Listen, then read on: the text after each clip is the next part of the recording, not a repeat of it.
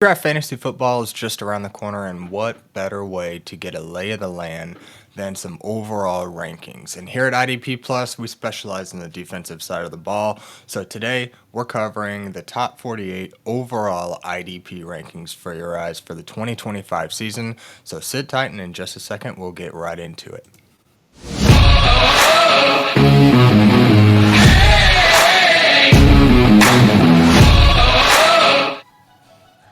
Welcome back to another week of the IDP Plus podcast. On this show, I'm your host, Axton Harding. You can find me on Twitter at AxemanIDP.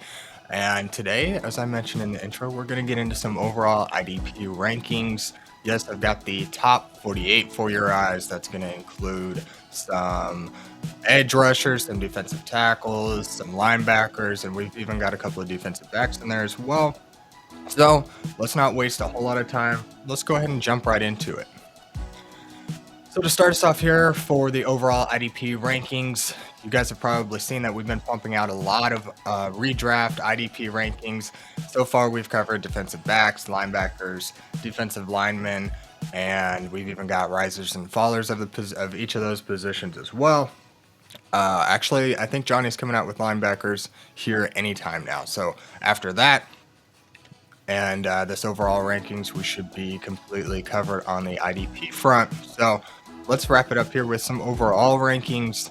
And you guys have probably listened to my defensive lineman video, and if you haven't, I highly suggest you do, because you're going to get a more in-depth look at much of these defensive linemen. I'm not going to go into too much detail about some of these guys, just because you're recreating the wheel. A lot of these guys in the top end don't require a whole lot of case to be made for them.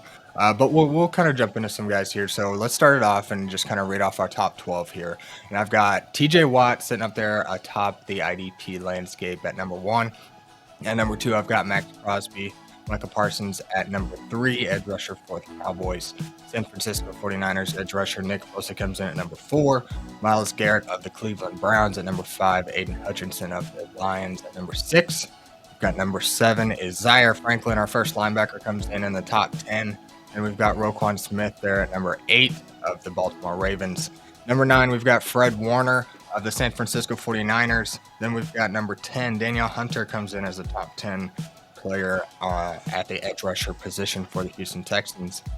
Then we've got Brian Burns at number 11, and Andrew Van Ginkel of the Minnesota Vikings rounds out the top 12 of the overall IDP rankings. So just kind of a quick one, quick hitter from top to bottom in this group. Again, if you want more detail, ask for some more detail, ask specific questions in the comments. I'd be happy to elaborate. If you guys haven't noticed on some of my previous videos, I'm not shy when it comes to going in and elaborating on any questions you might have.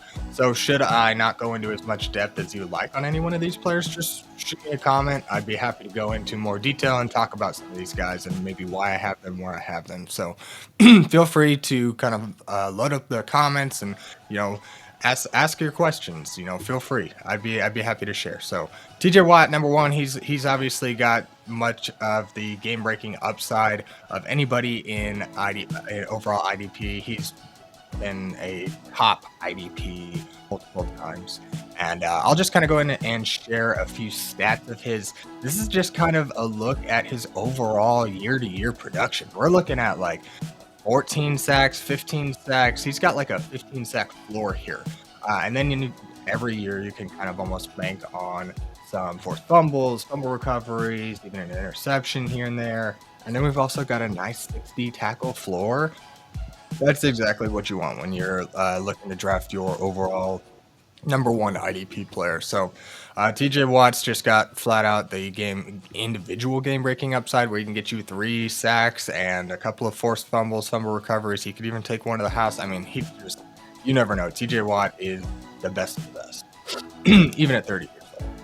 So, then we'll jump into a little bit about Max Crosby. He's a guy who's going to play a whole lot of snaps week in and week out. Among edge rushers, he's easily leading in opportunity just because he's on the field so much. He's playing 90 to 100% of snaps. You don't see that very often. So Max Crosby he's even jumped up to like 90 tackles in a single season to go with let's see exactly how many sacks that he's usually getting, but he's up there, 14 and a half sacks, 7.5 last year, but he had a partial season, 12 and a half. He's got a nice floor for sacks. So Max Crosby among the top in terms of sack floor, and then not to mention he's been on the field so much. He's got a very high floor for tackles, which really props him up in the overall landscape. And I already feel myself going into too much detail, so we'll try to even break it down a little bit less on some of these guys. Michael Parsons has had about a 12 sack floor so far since coming into the season, and we've seen some game-breaking upside, but we haven't seen it sustained over the course of the whole season. He's got the potential to jump up this list. Nick Bosa, he's 20 sack upside, nice 60 tackle floor. He's a guy that's going to be so just in the last couple of seasons, overall performances in regards to IDP is kind of where I have him ranked at number 4. He hasn't quite produced up to that I think it was the 2022-2023 season where he did get up to 20 sacks. He's kind of broken it down more closer to the 10 sack range. So it bumped him down a little bit, but he could easily jump atop this list. Any one of these guys has the potential in the top 6 to they're kind of interchangeable. It's just kind of what flavor do you like ultimately, and this is kind of my case for some of these guys. So Nick Bosa has the upside, but he hasn't quite had the recent performance, so we've kind of bumped him down a little bit. Myles Garrett, he's one of these guys that has a 15 to 20 sack floor, but like a 40 to 50 tackle upside. I think he got 60 or so last year, which is great for him, but it's kind of an outlier when you look at his overall performances year to year. Myles Garrett's really sitting around 40 to 50. He's more of a sack specialist. So that's why I have him bumped down, because a tackling floor is really what we like to see in IDP. It's something that we can more rely on. With Myles Garrett, of course, we can rely on these sacks, but without a tackling floor, you're almost capping your own upside. So again, if he were to get 60, 70 tackle floor, he could easily be atop this list year over year. But we're not really seeing the kind of tackling numbers from Myles Garrett that we'd like to see. Aiden Hutchinson, if you were looking at my Dynasty rankings, he's my number 1 overall IDP in Dynasty. Just because of his age, the amount of pressures he was able to generate before he was going down with the injury. The injury is the only thing causing him to drop down in my rankings here. I think he's going to have a slow start, but should we get towards the end of the season and he starts kind of getting back into that pre-injury mold, I think he could easily finish the season strong. And if you're getting him in the middle of the first round in your IDP only leagues, you're kind of getting a steal there. You might have to kind of piece things together early on in the season, but down the stretch, when it comes down to playoff time, if you can make the playoffs, Aiden Hutchinson is going to be a steal right here. So that's why I've got Aiden Hutchinson down there. I think we're going to have a little slow start, so a little patience with him. You might have to be a little more accurate with the rest of your picks, but good upside swing there. Zaire Franklin, first linebacker off the board at number 7. This guy's got incredible tackling upside. I think in the last 3 seasons, I'll even show you guys here. Zaire Franklin is sitting at 173, 179, 166 tackles. This is among the top in the league. Don't overthink it. Zaire Franklin is one of the top producing linebackers in the league, and for the last 3 seasons straight. So he's one of those that's been a top 5 overall IDP time or 2 more than once. And in most of your IDP leagues, linebackers are going to reign supreme. So don't feel bad for going after you get through the top tier of edge rushers and defensive linemen. Don't feel bad for taking a swing on some linebackers, because at number 8, I've got Roquan Smith, a perennial top performer at the position of the Baltimore Ravens. Roquan Smith kind of lives around that 150 tackle range, not quite up to the level of a Zaire Franklin at 170, but Roquan can add it with some pass deflections, forced fumbles, things like that as well. Of course, Zaire does too, but that's why Zaire's number 1 for me right now in redraft rankings. But Roquan Smith hasn't quite hit his complete ceiling as of late, but he's kind of been more of a joker for the Ravens defense as they try to piece together something on this defensive side of the ball. So Roquan Smith, no doubt, is going to be one of the top performers year over year. Fred Warner is kind of the same way. It's just kind of a step down in terms of the overall tackling ceiling. He's more sitting at 130, 135. That's kind of a sweet spot, but he's going to add it with some big play upside, some pass deflections, maybe an interception. Fred Warner's easily in consideration for one of these top linebacker spots. So Fred Warner, Zaire Franklin, Roquan Smith, again, it's just kind of like those top tier edge rushers. It's just, what's your flavor? What kind of feeling do you have about one of these guys? They're almost interchangeable. I just have to argue that Zaya's got easily the highest tackling floor. He rushes the passer. He's just got quite a bit more upside, I think, on a week-to-week basis than some, or not on a week-to-week and in a season-long basis than maybe Fred Warner. Fred Warner and Roquan Smith might have a higher game-to-game upside, but I think Zaire Franklin's going to give you a better overall season. Number 10, Danielle Hunter, just a perennial top producer at the edge rusher position. He kind of lives and breathes at the 12 sack range. Here, let's even look a little bit. Danielle Hunter, I'll share my screen with you guys. One of these guys living in 10, 14, 16, 12. He's averaging right around 12 to 15 sacks a game. Got that tackling upside that we like to see as well, 60 plus tackles a year. One of these guys we can really rely on in IDP. So after you get past that first top tier of edge rushers who are pretty well cemented in the top 6, Danielle Hunter is going to be right there behind him in that next tier of defensive linemen. And again, he's joined by Brian Burns, Andrew Van Ginkel. Brian Burns doesn't quite have the sack upside that Danielle Hunter does, but he's got a higher tackling floor. He can get you more like 70 to 80 tackles in a good season. I think last year he had his best tackling season overall if you go look at the stats. So again, just kind of your flavor of this tier. Andrew Van Ginkel could have the best game-to-game upside. He took 2 interceptions to the house last year. He sits at the back end of the top 12 for me here, and I've loved Andrew Van Ginkel, honestly. For much of his career, he's kind of been a middling IDP just because he's been played at the inside linebacker position, and I believe that he excels at the edge rusher position. When Miami moved him from inside linebacker moved him to the defensive line and had him rushing the passer more, that's where he just completely popped off, and that's where he came out of nowhere from the waiver wire. That was such a fun season to really just watch him blossom, and then for him to get a contract in Minnesota and even perform better in Minnesota is just outstanding. And now they've added a lot more pieces to this defensive line to give him more pieces to kind of work around. This defense is one of the top pass rushing defenses in the league, and Andrew Van Ginkel is going to reap some of those benefits. There's really no hitch in his role. There's not going to be a whole lot change about this guy. He's going to keep producing, and he's got a pretty high ceiling. We've kind of seen him produce at the highest level that he's ever produced. So we always kind of want to temper expectations when we see a guy have a career year, because it's almost inevitable that they're going to perform less than that. Unless, you have these rising stars. Young guys often have kind of a rising trajectory, but guys who are kind of at the age of like an Andrew Van Ginkel, we kind of have to take everything with a little grain of salt. So highest performance of his career, we're going to take it a little bit. He's, to kind of knock our expectations down a little bit, even though he's finished higher than a lot of these guys so far. We kind of expect a little bit of regression having performed at his absolute best. So maybe he takes a jump up or shifts his game a little bit this year, but nonetheless, he should still be in consideration for a top 12 overall IDP player. Before we get into our 13 to 24, I want to talk to you guys a little bit about Fast Draft.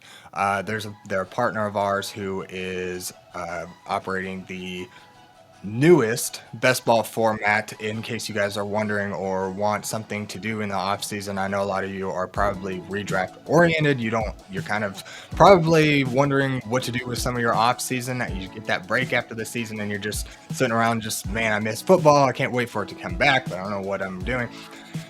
This is the perfect opportunity for you guys to stay fresh on kind of ADPs, where players are going in your drafts, and kind of what to expect, and help prepare yourself for the upcoming season. If you download Fast Draft, I can get you a $50 deposit match using code +X. Get in there, deposit your $50, you get $100 to play on, and it's the easiest thing. In best ball, you draft your team and you just forget about it, because the way that it works is, in best ball, you're going to get your best overall lineup every week. So you draft 6 players, and every week you have 4 players in your lineup that can score you points. And the app is going to automatically insert your best and most optimal overall lineup. So that's why you don't have any maintenance. You don't have to go pick guys up. You don't have to worry about anything. It's going to just automatically score your best lineup every week. Get in there, draft your players, use code +X, get a $50 deposit match, and you can draft some offense only, draft some rookies. You can draft defense only. I advocate for the defense only. It's been a lot of fun. And just kind of test out the build, see where players are going, get a feel for the lay of the land. And again, use code PlusX and you can get a $50 deposit match. Get in there and start drafting faster today. Now let's get into the top 13 to 24 of our overall IDP rankings. We've got Zach Bond there at number 13, linebacker for the Philadelphia Eagles. Ernest Jones, we've got at number 14, linebacker for the Seattle Seahawks.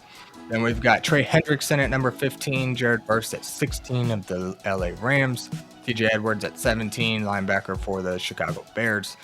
Roquan at number 18, linebacker for the Jacksonville Jaguars. We've got a lot of linebackers here after the first tier of edge rushers go off in the top 12. At 19, we've got Jordan Brooks of the Miami Dolphins. Number 20, we've got Nick Bonito of the Denver Broncos. Caden Ellis comes in at 21 of the Atlanta Falcons, linebacker. Now we've got 22 is Deion Henley of the LA Chargers. Frankie Louvu, linebacker for the Washington Commanders, is at number 23. 24 to round out the top 24 players on my overall IDP rankings. I've got Levante David rounding us out there. So let's talk a little Zach Bond. You guys might be wondering why he's not higher. Again, it's just because these guys that come out of nowhere at age 29 and have their best season ever, we want to temper expectations. I don't know that we can expect Zach Bond to produce at quite the level that he's going to, or that he did last year, but he's going to have all the opportunity. He'll be just fine. That's why he's a top 13 overall IDP. Top 5 overall linebacker. I mean, the expectations are pretty high. There's not a whole lot I can do to rank him over guys like Roquan, Fred Warner, and Zaire Franklin. He's just flat out doesn't have the kind of year-to-year pedigree that those guys have. So here he's still being taken as a great value in your IDP drafts. And last year, let's see, what did Zach Bond have? Let's take a look here. Share my screen. Overall, 150 tackles, 3.5. He's rushing the passer, obviously, with a guy like Zach Bond. 150 to the way that he's able to keep a high floor of tackles and also rush the passer, give you that big play upside is really great. So, again, Zach Bond is going to be outstanding for you as a top 5 linebacker this year. Ernest Jones is a perennial top performer. He kind of lives in that like 130 to 140 tackle range. As you can see here, I'll share my screen, where 130, 140, it just really hasn't mattered. He's played for several teams in the last few years. Tennessee's not even on there. I don't think he played a full season in Tennessee before he got traded, but nonetheless, he's got a high tackling floor. He rushed the passer. He doesn't quite have the big play upside of the guys above him, but nonetheless, the kind of floor that we like to see in our top end linebackers. Then Trey Hendrickson, in case you're not familiar, he's been the top overall IDP. Maybe not quite overall, but definitely in the defensive line the last couple of years with 17.5 sacks in each of the last 2 years. Trey Hendrickson now in negotiation with contract talks, extension talks with Cincinnati. I think they're at a stalemate right now. We'll just have to see how that plays out. But nonetheless, we've seen the upside year over year for 2 years straight. We've seen Trey Hendrickson perform among the top overall IDPs. But again, a guy breaking out in late in his career. I think he's pushing 30 now, and he's had a couple of years, kind of like Danielle Hunter's produced for years and years and years. Trey Hendrickson has just produced in the last couple of years. So a guy just having emerged in the last, couple of years of his career, pushing age 30. Again, we just kind of want to temper expectations. A guy who's never performed this well and has the last couple of seasons at 17.5 sacks. That's quite a ceiling for somebody. So it was honestly a shock that he was able to even get up there this last year. I don't imagine it's going to happen again. But nonetheless, the opportunity is going to be there. He's definitely proven he has the upside to be able to finish very high. Again, but I think 17.5 sacks is pretty crazy for a guy who has never done it before. And for anybody to reach 17.5 sacks, that's pretty impressive. So a guy like Trey Hendrickson, it's going to have the opportunity, but I'm thinking we're probably going to look at like 12 to 15 sacks more than 17.5 sacks this year. But we'll just have to see. Maybe you have a better feeling than I do. You can take a higher swing on Trey Hendrickson, but this is kind of where I'm taking him in drafts. Then we got Trey Hendrick, or got Jared Verse there after Trey Hendrickson at 13, a guy who didn't quite have the IDP stats that we want to see last year, but he's a guy, if you look at the underlying metrics, I mentioned this before, that he was among the top 5 in defensive linemen overall in terms of generating pressure. He had the top, I think, 4 overall pressures generated in the league last year. He did not convert at a high rate, which was what kind of was a bummer for IDP, but nonetheless, he might be a good value at this point because I've got him in my top 12 overall defensive lineman. He's going a little early than what I like to take him at in drafts. I'm not quite, as you can see, I'm not quite in on him in the first round, just because there's guys up there in the top 12 that have proven and put up the kind of numbers that we want for a top 12 overall IDP in the last several years. Jared Verse isn't quite there, but all the metrics are showing us that this guy left quite a few sacks on the table last year, and that there's definitely opportunity for him to get more. Again, a top 5 pressure generator who's not converting on sacks has the opportunity. He's back there putting pressure on quarterbacks. He's just not quite converting at the rate that we want to see. So I think, considering he had like 60 to 70 pressures last year and only converted on 4.5, I think there's definitely room for improvement here. I like Jared Verse this year. TJ Edwards, perennial top producer, 150 tackle guy. He's going to rush the quarterback, get some sacks here and there. Foye, Jordan Brooks, these guys like that. They're also kind of in the same breath. I think Foye is honestly a steal in drafts right now. A guy who's finished as a top 5 overall linebacker in multiple years, had an injury last year, was part of a defense that was coached that was not managed properly. The team had kind of given up on Doug Peterson last year. Combine that with the injury, of course he's going to drop down. He didn't perform at quite what we were expecting because he's always been there, and now he's missed a game. We don't know what to do with that. Or not missed a game, missed some time. But he's going pretty late in drafts right now, especially comparatively. He's last 4 or 5 years, he's been like the number 1 linebacker taken in repeatedly in all the drafts that I've been in. But now he's dropping to like the 3rd round or 4th round in IDP leagues. Foye is going to be an outstanding value because now we've got Liam Cohen coming in. We've got kind of a new life in this Jacksonville defense, and I think that you're going to see this defense perform a lot better than last year. You're going to see a lot more effort. I think the defensive line is going to have some extra firepower underneath it, not necessarily with personnel, but I think they're going to generate more pressure. There's going to be a lot more motivation there, especially with the improvements we've seen to this team overall. So I like Foye as a value. He's my most rostered IDP across all leagues, and that includes all of my best ball leagues with Fast Draft as well. Jordan Brooks is one of these guys that's kind of climbed up my boards a lot lately. He's just got insane upside with Seattle behind Bobby Wagner having put up 180 tackles as the LB2 is pretty insane, and he's been able to maintain a pretty high tackling floor since then as well. I'll even share my screen and show you guys kind of what I'm looking at here. But yeah, 143 tackles, 111, 161, 183. He's just got an insane tackling floor, and he's not really known for rushing the passer, but in the last few years he has been. 7.5 sacks in the last 2 years in Miami. It looks like they're looking to kind of get him involved in more than just a run stuffing role.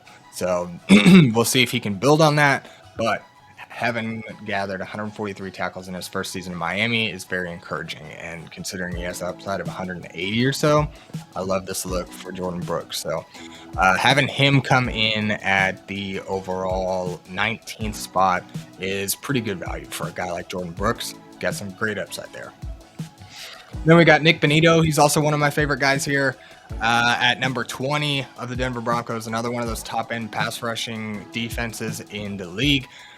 Him and Zach Allen are just a force on that defensive line, and Nick Benito was able to put together a nice season last year. I think he had 12.5 sacks. Let's take a look here. 13.5 sacks after an 8-sack season a couple of years ago. He's really built off of that performance and given us a little bit more promising tackling floor. I'd like to see him bump that tackling floor up.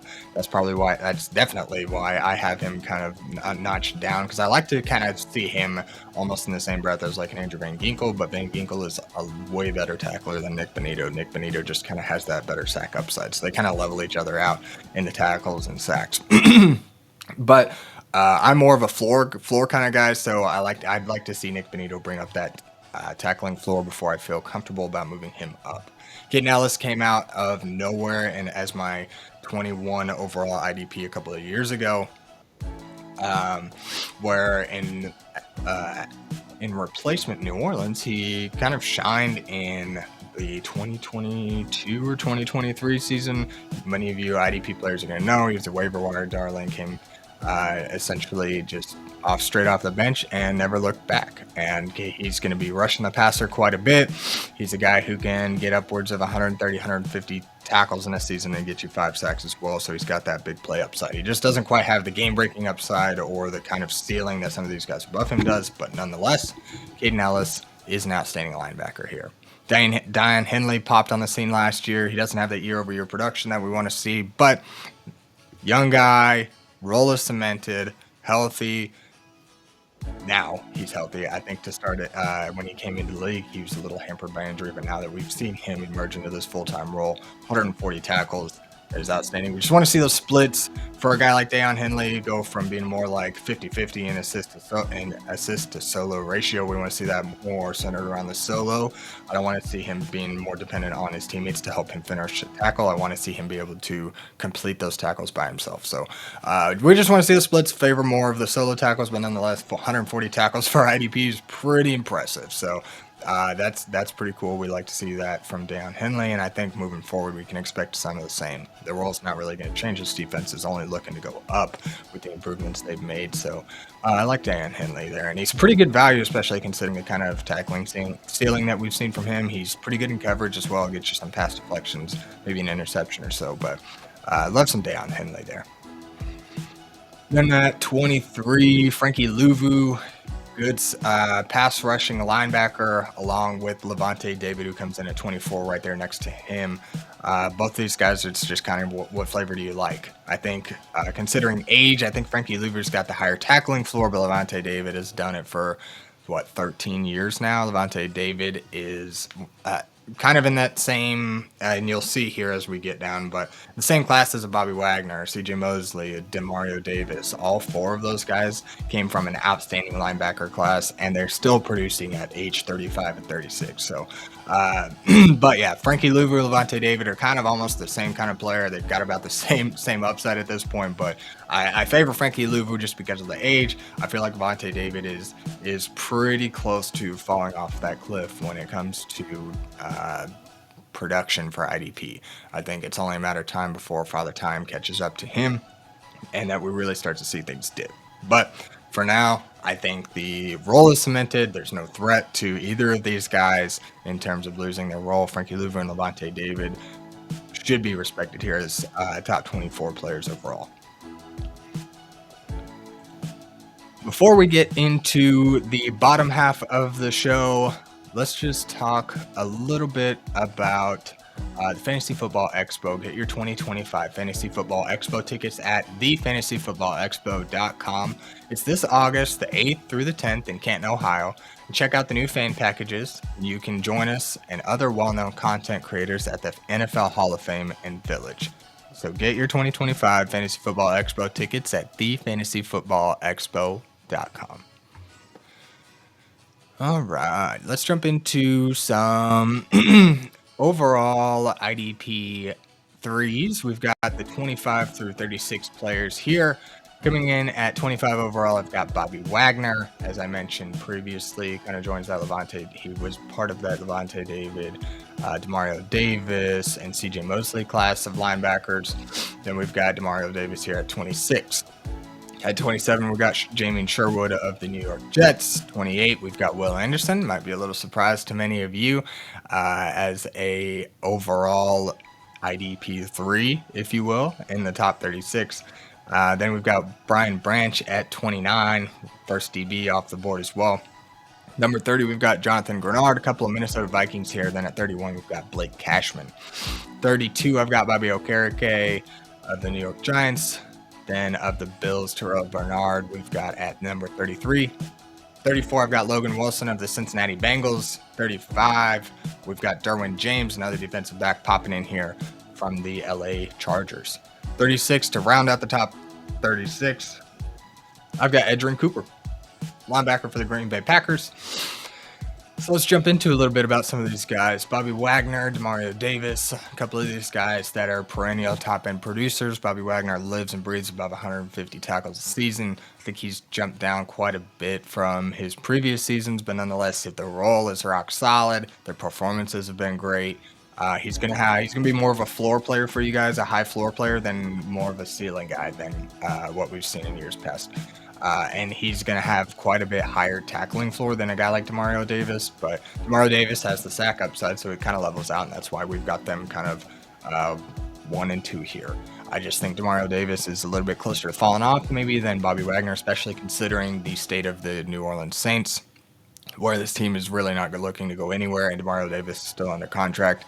He's got very few years left to be able to compete and try to get a ring. So I don't think this is going to be the year for the Saints, considering they don't hardly even have a quarterback. So I feel like Demario Davis could be in for a fall off, but the role is going to be there as long as he's on the field and this team doesn't just completely give up. He ought to be fine. But Bobby Wagner, to me, he's going to have a more secure role and a higher floor, something we can rely more on because this team is going to be competitive this year.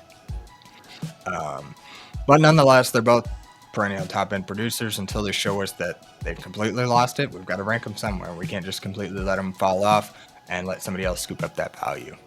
Jamien Sherwood popped onto the scene last year as a top 5 linebacker overall. He had some pretty impressive numbers here. If we can kind of get in here and I'll show you guys to see exactly what we're dealing with. Let's see, 154 tackles last year. He didn't rush the passer a whole lot, so he doesn't add that level of big play upside. But nonetheless, 150 tackles, that's outstanding for a linebacker. And for him to pop on the scene like that is great. I've got him up here because his role is not looking to change. Matter of fact, I think he pretty well overtook Quincy Williams for that LB1 spot in terms of production, at the very least. Maybe not the role. But Jamien Sherwood should be fine. Should get all the snaps, barring any injury. He definitely belongs among the top-end linebackers. Will Anderson I've got down a little bit because he's more of a sack specialist. He has like virtually no tackling floor.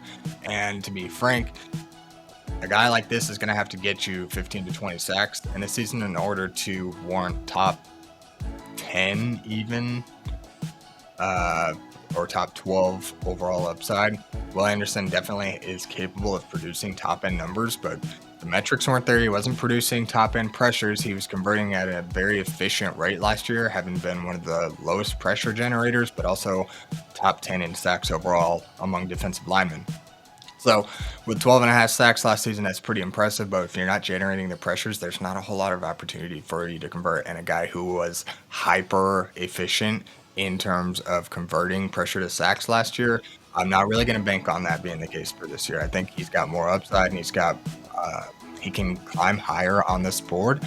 But unlike a guy like Jared Verse, who didn't quite convert, but had all the metrics showing that he was back there generating pressure, he was the opposite. He wasn't hyper efficient. That shows me more that there's more to be had there. There's more meat on the bone for a guy like Jared Verse than a guy like Will Anderson. It looks like Will Anderson took all the meat that he had off the bone and didn't really make lemonade with lemons, if that makes any sense. Or maybe he did. He was hyper efficient. Maybe he made some super sweet lemonade, but he just wasn't. He was very, very hyper efficient, and that's not something that I really like to rely on. So I've got him bumped down because it's not really going to be all that lucrative for us for IDP if he's doesn't have a tackling floor, and we're really just relying on a huge sack upside, which is a stat category that we can't really bank on. The role's going to be there, but the defensive line is stacked in Houston, and frankly, Danielle Hunter has just outproduced him. And unless he gets a more prominent role, there may not be enough pie for him to get up to 15 or 20 sacks while Daniel Hunter's there. So temper expectations with Will Anderson. He's still a high upside guy, but there's kind of a few pieces here that aren't quite making sense with the kind of performance we saw from him last year. So that's why I've got him bumped down a little bit. Might be a shock to some of you all, but I'm just not going to go out and get a guy like Will Anderson right after the top tier edge rushers when guys like Brian Burns and Danielle Hunter are perennial top end producers. They've got more floor that I can rely on. I'll happily bump Will Anderson down, go for one of these high tackle linebackers at this point. Even a guy like Brian Branch here at 29 is someone that I could see myself taking over a guy like Will Anderson, just because Brian Branch in that nickelback spot for the Detroit Lions is a very lucrative role. In his first 2 seasons in the NFL, we've seen him put up some pretty insane numbers. Let's see, I'll even pull it up here. 109 tackles last year, got a sack, forced fumble, 3 interceptions, 4 interceptions last year, and like I said, 109 tackles last year. He's only improving. He already had a pretty high floor coming into the season, or coming into the league as a defensive back, and now he's building on that. The role is not going to change. He's playing right around the line of scrimmage. That's what we love about this role, and the fact that he's going to be playing a majority of the snaps. As you can see, he's easily getting 60 to 70 snaps per game, barring any injury, and that's about the average of snaps per game for a defense, is 60 to 70. Just kind of depends on the flow of the game, but Brian Branch is out there for all the snaps. He's got a great floor of I think 4 tackles was his lowest a couple of times, but for the most part, he's living at like 6 to 7 tackles, and then he's going to add some pass. He's going to add many pass deflections. He's going to add some interceptions here and there. He's got some big play upside. So love Brian Branch, and he's easily, at his age at 23, one of the best overall defensive backs in the league. I think at this point, once all of the top end guys at each position have gone off the board, we're getting into guys like Jonathan Grenard and Blake Cashman here. I think it's safe to take a guy like Brian Branch, solidify that defensive back position with a guy like Brian Branch, and you won't have to worry about it the rest of the season, because it's one of those positions that's really hard to nail down week to week. And if you don't take some of these top end guys, you're just kind of left guessing which cornerbacks are going to produce, and you're just kind of picking by matchup. And although you can benefit from it, a guy like Johnny the Greek is outstanding at it. Follow him on Twitter. He puts out weekly articles kind of telling you what cornerbacks you should be targeting. So if you fade defensive back, that's a good article to look into. But if you're not fading defensive back, a guy like Brian Branch at this point is a great pick. So there at 29, I'd say it's a pretty safe bet, considering we're not choosing him over perennial top end producers, and at this point he's top of his position. So love me some Brian Branch right there at this point. Then we get into some Jonathan Grenard. He's kind of an up and down guy, but he's a top end finisher. He's got some pretty good week to week upside. He can go off for a couple of sacks and a handful of tackles and just and help you win your week. But in an overall season-long perspective, he doesn't quite have the upside of some of the guys above him. He kind of sits at like a 12-sack upside, but he can't quite reach up to that 15-plus. And considering he's on one of the better pass rushing units in the league, with Andrew Van Ginkel on the opposite side, now he's got a both defensive interior. There may not be a whole lot of meat left on the bone for him to jump up the boards, but nonetheless, he's a pretty solid defensive lineman after you get past those first couple of tiers. He's another one. He's kind of one of those guys that can be a nice DL2 for you. Jonathan Grenard should be fine this year. The role shouldn't change. I mean, they'll probably look to get some Dallas Turner more involved, but I don't think it's going to be at the detriment of a significant amount of Jonathan Grenard or Andrew Van Ginkel's snaps. Another Minnesota Viking. Another Minnesota Viking here, Blake Cashman, the linebacker for this unit, is another reason why this team is one of the best units overall in the league. He can rush the passer, has about 130 tackle ceiling, just a great journeyman of the NFL who's been able to produce on a couple of teams now. And Blake Cashman's role shouldn't change. Ivan Pace is still there, but he hasn't really taken over. So I think this team loves some Blake Cashman, and he should be fine for this year. He's got a pretty good floor. Another guy here who's great value, few great values right here in the 30s of overall IDPs. Bobby Okereke, Terrell Bernard, Logan Wilson, all guys who have an outstanding tackling ceiling. They can easily. I think Logan Wilson was on pace for like 160 tackles last year before he went down. The reason he's down this far is mainly just because of the injury, and we probably can expect a slow start from him. But should he be able to return to form, I think the opportunity is going to be there for him to finish among the top end linebackers again. So the only downside is this defense is just awful. So but you can take it one of two ways. It's either going to lead to a lot more opportunity for Logan Wilson, or it's going to just mean that it's either going to mean that there's going to be a lot of lanes for him to just completely get opportunity for tackles, or it's just going to mean they're not going to be on the field a whole lot. So it's just, last year it meant he was on pace for 160 plus tackles, a handful of sacks and such. So they haven't made a whole lot of changes to this unit. They let go of Jermaine Pratt. Trey Hendrickson might be out the door, so it might be an even worse unit.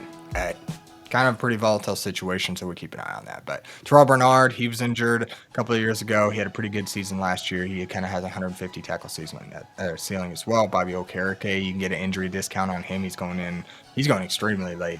And for a guy like Bobby Okereke, who otherwise has nothing wrong with him, just coming off injury, the role's not going to change. The ceiling's still there. It wasn't just this detrimental injury that's going to end his career.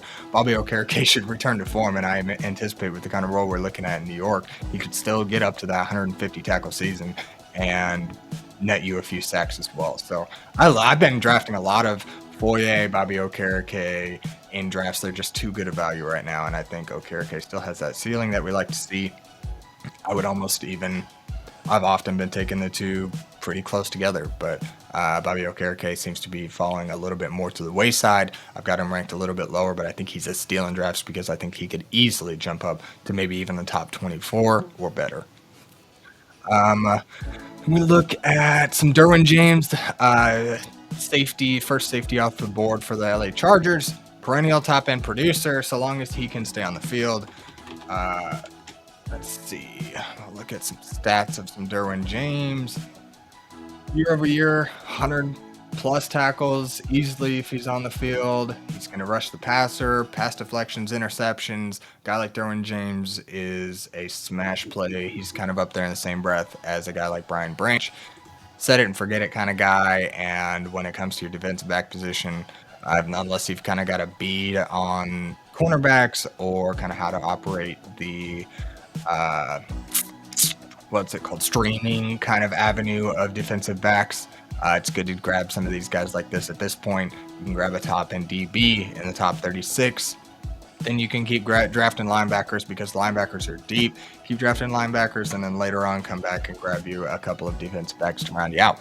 But a guy like Derwin James is going to be great for you. So right there at 35, I think it is a reasonable spot for a guy like Derwin James. Get some defensive backs in here now.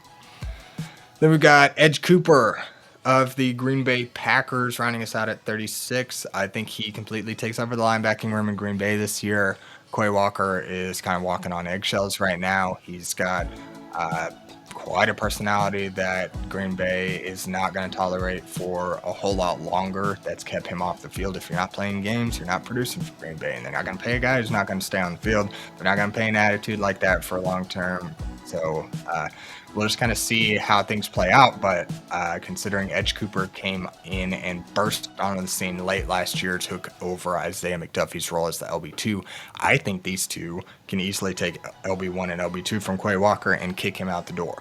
But we'll see how things play out. Quay Walker's nonetheless been a good producer, but he's just constantly had trouble staying on the field, finishing a whole season, and he just kind of sets himself up for failure. So to me, I think it's time for Edge Cooper to edge him out and take over this LB1 role. And Isaiah McDuffie has proved to be a pretty reliable LB2 for this Green Bay Packers team, and they even extended him. So to me, it says we're going to keep these guys here and see how it plays out with Quay Walker. If he wants to make an ass out of himself and not really produce for this team, kind of give up, crybaby Quay wants to keep coming out, well, we'll just set him on the bench, let him go to the next team. We'll put Isaiah McDuffie out there to get 130 tackles this season. So I like some Edge Cooper this season. I think he could easily climb up. Should he take that prominent LB1 role and maybe even get the green dot? If he gets the green dot, man, it's wheels up for Edge Cooper. But we'll see. We'll see how things play out. I'm not going to go ahead and predict him for something like that, but the opportunity's there. He really took on a larger role down the stretch last season. I think that he has opportunity and chance to even completely take over this room. So love some Edge Cooper this year for IDP. Oh, before we get into the last leg of the show, let's talk a little bit about Bob Lung's Fantasy Football Consistency Guide. Get a leg up on your opponents with Bob's 10th annual edition of the Fantasy Football Consistency Guide for 2025. Purchase yours today for a measly $15. Go on to Amazon.com, look up Bob Lung's Fantasy Football Consistency Guide. Get yours today. Check it out. There's a lot of good value in there. Find out who among all of the fantasy football positions holds the highest scores for consistency, and which guys you can rely on the most. Bob looks at it from a different perspective than most of your typical fantasy analysts are. They're more data driven. He is also data driven, but in a way that shows reliability, consistency, and things we can kind of rely on for fantasy football. So just something interesting to kind of look at and get your mind thinking from a different perspective, because I guarantee many of your league mates are not going to be thinking from this kind of mindset. So think from a consistency mindset. Go check out Bob Lung's 10th edition of the Fantasy Football Consistency Guide on Amazon.com. $15, and you can have kind of a little cheat code there for your season this year. All right, let's get into the last leg. We've got our last 12 here for the top 48 overall IDP players for redraft this season. Let's start off with some Robert Spillane at 37. A couple of New England Patriots here, because at 38 we've got Harold Landry, edge rusher for the New England Patriots as well. 39 we've got Trayvon Walker. 40 we've got Azeez Al-Shaair. Nick Bolton comes in at 41. Then we've got Quincy Williams at 42. Montez Sweat, the Chicago Bears, at 43. Alex Singleton, the linebacker for the Denver Broncos, at 44. 45 we've got DeForest Buckner of the Indianapolis Colts. Josh Hines Allen at 46 of the Jacksonville Jaguars. And at 47, we've got a Denver pass rusher in Jonathan Cooper. At 48, we've got Quay Walker rounding us out in the top 48 overall IDPs. So let's talk a little bit about Robert Spillane, new to the New England Patriots. I'm hearing a lot of rumblings that we're finally going to get past this Bill Belichick era of rotational defense. That is so mind-numbing for IDP. If you know anything about New England Patriots, you know you really don't want to roster any of them for the last several years, because none of them play full snaps, and it's just a guessing game week to week who's going to pop. Now we're a few years removed from Bill Belichick, right? And I think now we're starting to see some more implementation of some different schemes, and I think we're going to see a lot less rotation because we've got some more prominent players in positions. Now we've got bigger names. We've got Robert Spillane coming in. We've got Harold Landry, some guys. We really have had kind of a bunch of meh guys for this New England Patriots team in the last several seasons. A bunch of good performers, but nobody that really just breaks the mold or really outproduces kind of any sort of expectations. But now we've got guys that are good top end producers of their positions. And I think that we could be seeing an indication that New England wants to change. So I think we're going to start seeing more full-time roles in New England, which is going to be so much fun. So I think Robert Spillane and Harold Landry are in outstanding positions, easily going to be the top of their positions. They're going to get all the opportunity. They should get full-time snaps respective to their positions. So Robert Spillane having 150 tackle upside, I just kind of have him bumped down a little bit because there's just that unknown with New England. We're kind of more speculating that he's going to get that full-time role. So that I've tempered expectations a little bit and taken that into account. Nonetheless, he's got that upside that could easily jump up these rankings pretty handily. So Robert Spillane is going to have the opportunity, and I think New England, I'm crossing my fingers, man, that we're going to get some full-time play there. And Harold Landry's got that 12 sack kind of ceiling for defensive lineman, and then he's got a nice 60 to 70 tackle floor as well. He's kind of an undervalued defensive lineman, underappreciated, but he's definitely been there for us for years. So Trayvon Walker, former 101 overall pick, has really progressed. I think we've kind of valued him. We've bumped him quite a bit overall in terms of the community, just kind of valuing Trayvon Walker in the last few years because he was the 101 overall. We had such high expectations and he had such a slow start. The last couple of seasons, we've really seen him progress, and I think we can even say that there's more for him to go out and get because he's not the prominent edge rusher for this team. I think Josh Hines-Allen is the bigger name and the guy that teams are more kind of catering towards in terms of scheme and preparation. So I think Trayvon Walker, especially with new life under this team, new coaching staff, we've got some new motivation. And I think Trayvon Walker's on a contract year, so next year he's going to be looking to get paid. So there's added motivation for a guy like Trayvon Walker to just have a monster season. And as the 101 overall, you've got to figure he's going to have 15 sack upside. I'm not going to say he's going to do that. We haven't seen any of the metrics to show us that that's kind of where his trajectory is going.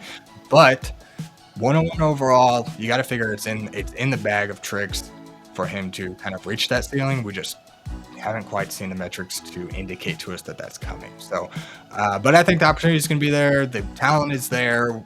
And so we just kind of hope that Trayvon Walker can kind of keep piecing this together and keep climbing the ranks here. So I think he's got a good floor on him, good 60 tackle floor. We've got a nice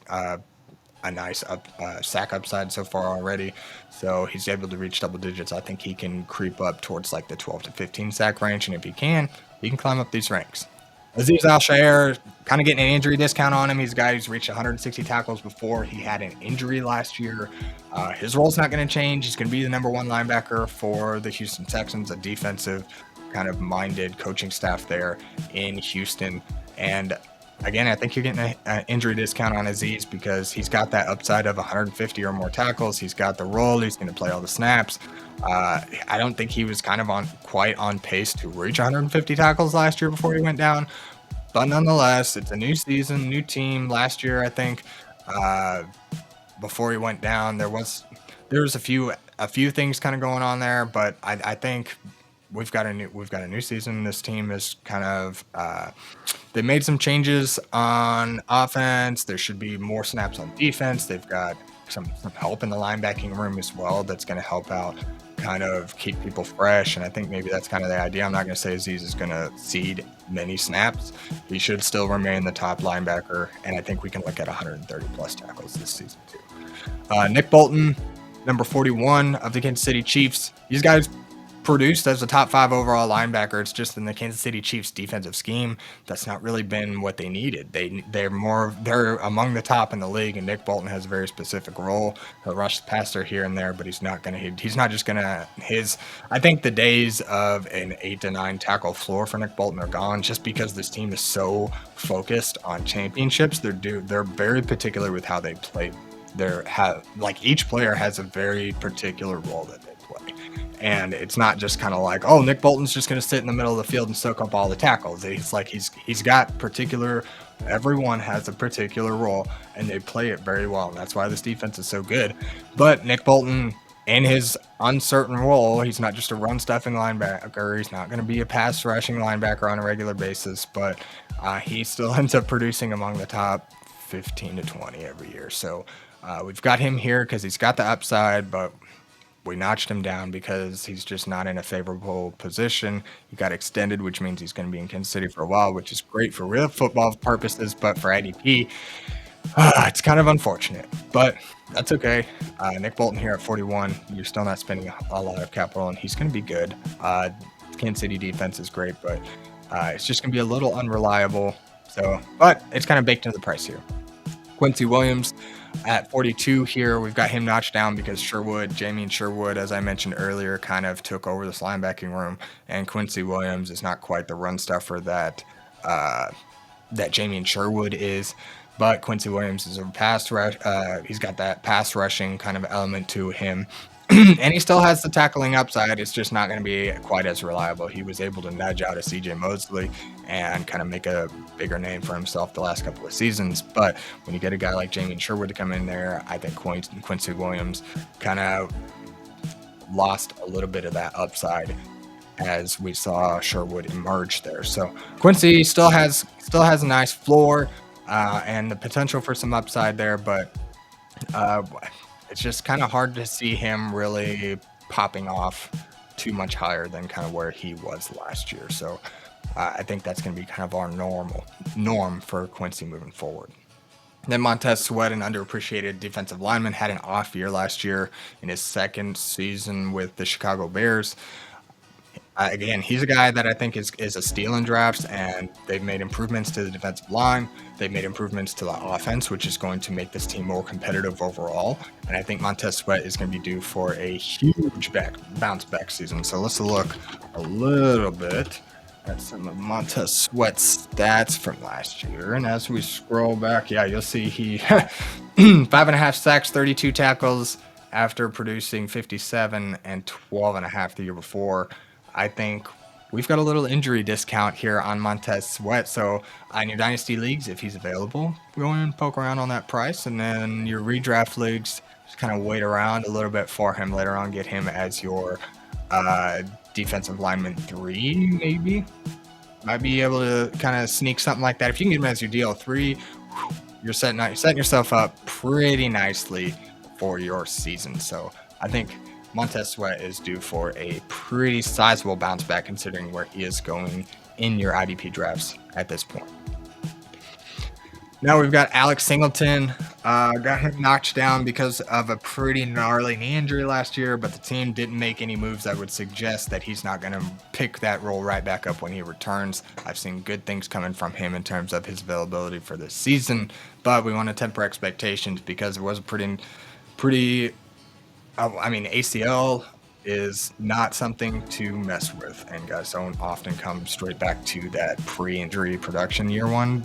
So we want to temper expectations with Alex Singleton, but guy's got insane tackling upside. So nonetheless, he could be one of these guys that has a slow start, kind of like I mentioned with a few other players higher on this list, who has a slow start to the season, but as the season progresses and he kind of gets his bearings under him after this injury and gets a feel for the speed of the game again, Alex Singleton averages like 10 tackles a game. He could be down the stretch, should he get healthy and you can get into the playoffs, he could be a guy that could really help you win your leagues, especially considering where he's going in drafts right now. And which honestly is pretty high, but in terms of where he's been, you're really getting a discount on him. So I like some Alex Singleton this year. Just kind of temper expectations. Don't expect him to be available 10 tackles week 1. But if you can get him as your linebacker 3, you're sitting pretty good. You could end up being your top linebacker by the end of the season. And we've got DeForest Buckner here at number 45. First defensive tackle off the board, just a perennial top producer, extremely high floor kind of guy. Not really an insane ceiling, but I'll show you here just for some reference. Got that 60 to 80 tackle floor, outstanding for defensive linemen. And then you just pair that up with a nice, sweet 7 to 9 tackle or sack kind of upside. DeForest Buckner is a set it and forget it kind of player. And you just don't really have to, with players like that, guys like that, pick them, set them on your defensive line. You don't have to worry about them unless they get injured. So I love some reliability to DeForest Buckner. And when you talk about a week-to-week kind of floor, he's very reliable. He's very few times, unless he's injured, is he just going to completely disappear for you. More often than not, he's going to make up for lack of sacks with a high tackling floor. Great for a defensive tackle. That's why he's the first defensive tackle off the board. Now we've got Josh Hines-Allen at 46. A lot of people probably have him ranked higher. He's a great best ball play because he's got insane week-to-week upside, but he's mind-numbing to play. I will not draft Josh Allen. I will never draft Josh Allen because I've drafted Josh Allen, and trying to play him is a nightmare. You're never going to get him on the right week. If you're considering benching him, you're either stuck with him all season in your starting lineup, just hoping that he's going to win you a week, or he's going to completely like you're just playing a guessing game and you're never going to get it right because Josh Hines Allen's going to get 3 sacks in a game, disappear. He's going to get 2 sacks and 7 tackles, and he's going to disappear. And he does that like 2 or 3 times a year, and it makes up 70% of his points. So I do not very much advocate for Josh Hines Allen, but he still ends up a top end producer for best ball. A guy like that can really boost your overall scoring for your team. So he's great best ball playing. He would definitely jump the boards had we been kind of centered around that kind of format, but we're not. If you're setting, you're managing your lineups, you don't really want to mess with the Josh Hines Allen until we get to this point, at least, because at this point, now you're kind of looking for guys with a lot of upside. So that's why I have him drop quite a bit. But in best ball, he's kind of up there more with more behind like a Danielle Hunters and guys like that. So, but for here, don't even bother. In my opinion, it's not worth the headache. Instead, you can get a guy like Jonathan Cooper, who's another undervalued defensive lineman, one of my favorite DL2s now, for one of the best pass rushes in the league in Denver.